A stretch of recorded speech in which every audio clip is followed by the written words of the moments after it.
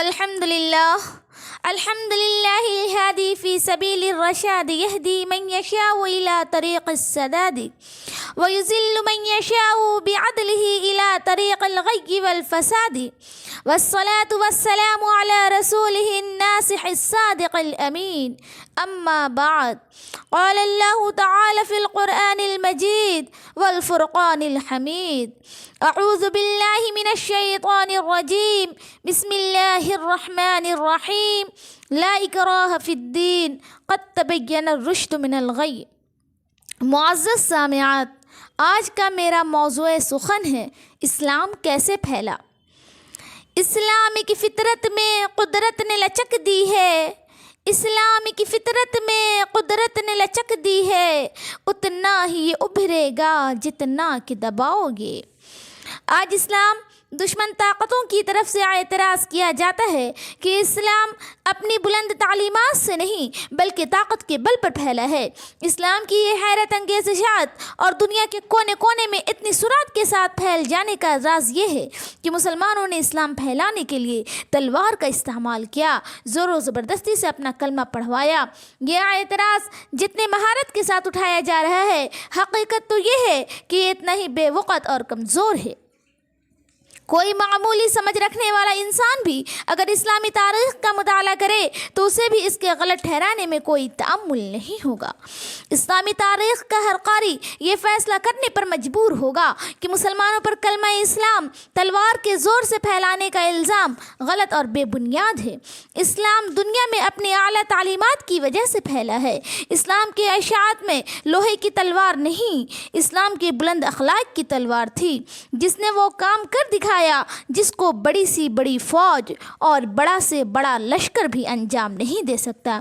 قرآن شریف میں صاف طور پر اعلان کر دیا گیا ہے، لا اکراہ فی الدین، دین کے معاملے میں کوئی زبردستی اور جبر نہیں ہے۔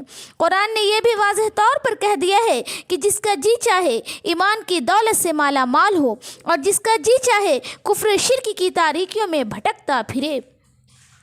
اسلام کسی کے اوپر جبر اکراہ کر کے اپنا کلمہ پڑھوانے کے حق میں نہیں ہے۔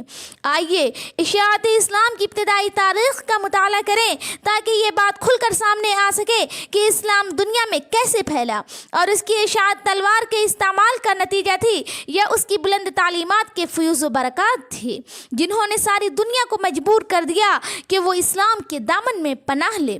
دنیا کفر شرک کے اندھیروں میں بھٹک رہی تھی، انسان خدا کو بھول چکا تھا، خدا کی ہدایت سے ناواقف اور خدا کے راستے سے ہٹا ہوا تھا۔ ظلم و زیادتی ہر طرف عام تھی، جرم کو جرم اور گناہ کو گناہ سمجھنے کا احساس تک ختم ہو چکا تھا۔ ایسا خوفناک ماحول تھا اور ایسے ماحول میں رسول اللہ صلی اللہ علیہ وسلم مبعوث کیے گئے۔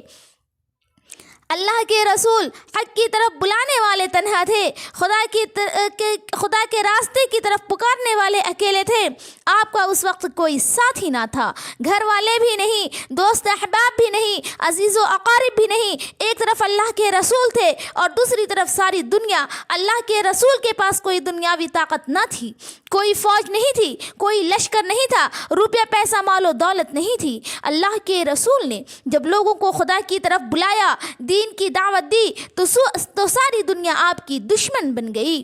آپ کے راستے میں کانٹے بچھائے گئے، نماز پڑھتے میں گردن مبارک پر اونٹ کی اوچھڑی رکھی گئی، دوستوں نے منہ پھیر لیا، رشتہ داروں نے ناطہ توڑ لیا، اپنے پرائے ہو گئے، گھر والے غیرت برتنے لگے۔ ہر طرف سے آپ کی آواز کو دیا گیا، آپ کو دین کی دعوت سے روکا گیا، اسلام کو مٹانے کی کوششیں کی گئیں۔ جس نے اس پکار پر لبیک کہا اسے مکہ کی گلیوں میں گھسیٹا گیا، اسے مارا پیٹا گیا، سخت گرمی میں عرب کی جلتی ریت پر لٹا کر سینے پر پتھر کی بھاری چٹان رکھی گئی۔ ان ساری کوششوں کے باوجود بھی جب وہ اللہ کے رسول کو دین کی دعوت سے باز نہ رکھ سکے، رسول اللہ صلی اللہ علیہ وسلم کے ساتھیوں کو شرک کرنے پر مجبور نہ کر سکے تو انہیں گھر سے بے گھر کر دیا، انہیں مدینہ جانے پر مجبور کر دیا۔ اللہ کے رسول یہ ساری تکلیفیں سہتے رہے لیکن چپ چاپ برداشت کرتے رہے اور لوگوں کو برابر دین کی طرف بلاتے رہے۔ رسول خدا ایک درخت کے نیچے آرام فرما رہے ہیں، آپ کے ساتھی آپ سے کچھ دوری پر ہیں۔ ایک دشمن نے موقع اچھا دیکھ کر تلوار سونت لی اور آپ کے سرہانے جا پہنچا۔ اس نے گستاخانہ انداز میں رسول خدا کو جگایا اور بڑے غرور سے کہنے لگا، اے محمد بتا میرے ہاتھ سے اب تمہیں کون بچا سکتا ہے؟ اللہ رسول خدا صلی اللہ علیہ وسلم کی زبان سے ایک سادہ مگر پر اثر لفظ نکلا، اللہ۔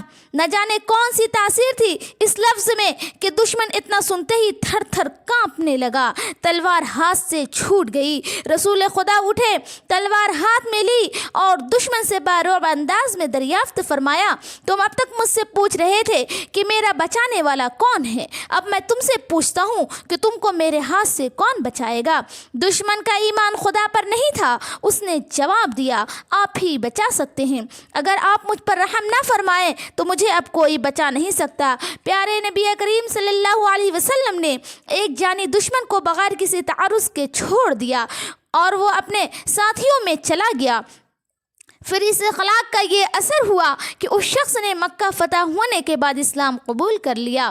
مکہ فتح ہو چکا ہے، صحن مکہ میں سارے مکہ کے لوگ جمع ہیں، وہ سبھی جنہوں نے رسول خدا کو اور رسول خدا کے ساتھیوں کو طرح طرح کی تکلیفیں پہنچائی تھیں، اسلام کو مٹانے کی کوششیں کی تھی، رسول خدا کی راہ میں کانٹے بچھائے تھے، ان میں وہ ابو سفیان بھی تھے جنہوں نے جنگ بدر کے بعد سے اب تک پیدر پہ مدینہ منورہ پر حملہ کیا تھا، دین اسلام کو نابود کرنے کا ناپاک منصوبہ بنایا تھا۔ وہ ہندہ بھی تھیں جنہوں نے رسول خدا کے پیارے چچا حضرت حمزہ رضی اللہ تعالی عنہ کے ناک کان کاٹ کر گلے کا ہار بنایا تھا، اور وہ وحشی بھی آپ کے قابو میں تھا جس نے آپ کے پیارے چچا کے خون میں ہاتھ رنگے تھے۔ سارے دشمن آپ کے سامنے بے بس اور مجرموں کی طرح کھڑے تھے، آپ ان سے ایک ایک ظلم کا بدلہ لے سکتے تھے، گن گن کر ہر جرم کی سزا دے سکتے تھے، لیکن یہ آپ کا بے انتہا عفو و کرم تھا، رحمت تھی کہ آپ نے یہ اعلان فرمایا، لا تثریب علیکم اليوم انتم الطلقاء،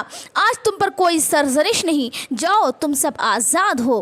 پھر یہ معافی کا اعلان اتنا عام ہوتا ہے کہ فرمایا جا رہا ہے کہ جو کعبہ میں پناہ لے اسے امن ہے، جو ابو سفیان کے گھر میں پناہ لے وہ بھی مامون ہے، اور جو اپنے گھر کا دروازہ بند کر لے وہ بھی امن میں ہے۔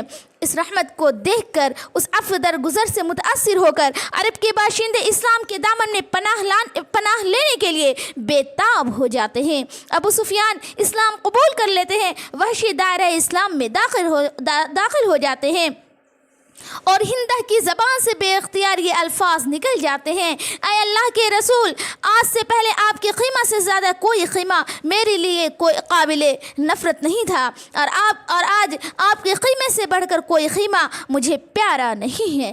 خلیفہ وقت حضرت علی رضی اللہ تعالی عنہ بازار سے گزر رہے ہیں، ان کی نظر ایک یہودی پر پڑی جو ایک زرہ بیچ رہا تھا۔ حضرت علی رضی اللہ تعالی عنہ ایک لمحے کے لیے ٹھٹک گئے، یہ زرہ خود ان کی اپنی ہی تھی جو کچھ دن پہلے گم ہو گئی تھی۔ خلیفہ وقت نے زرہ اس یہودی سے لینی چاہی اور بتایا کہ یہ زرہ تو ان کی اپنی ہی ہے، اسے کہاں سے مل گئی؟ یہودی نے صاف انکار کر دیا اور کہا کہ یہ اسے کہیں سے نہیں ملی بلکہ اسی کی ہے۔ خلیفہ وقت نے زبردستی زرہ چھیننے کے بجائے عدالت کا دروازہ کھٹکھٹایا اور یہودی کے خلاف مقدمہ دائر کرا دیا۔